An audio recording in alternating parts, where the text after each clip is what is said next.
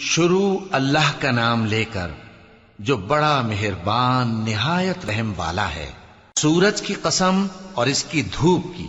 اور چاند کی جب وہ اس کے پیچھے چلے، اور دن کی جب وہ اسے روشن کر دے، اور رات کی جب وہ اسے چھپا لے،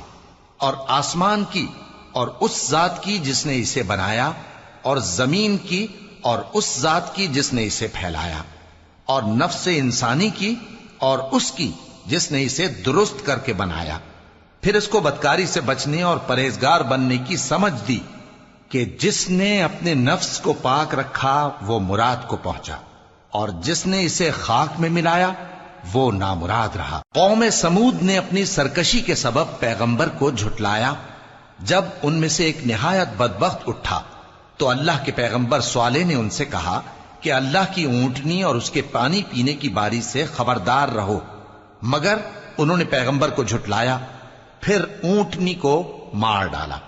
تو ان کے رب نے ان کے گناہ کے سبب ان کو نیست و نابود کر دیا، پھر سب کو برابر کر دیا، اور اللہ کو ان کے بدلہ لینے کا کچھ بھی ڈر نہیں۔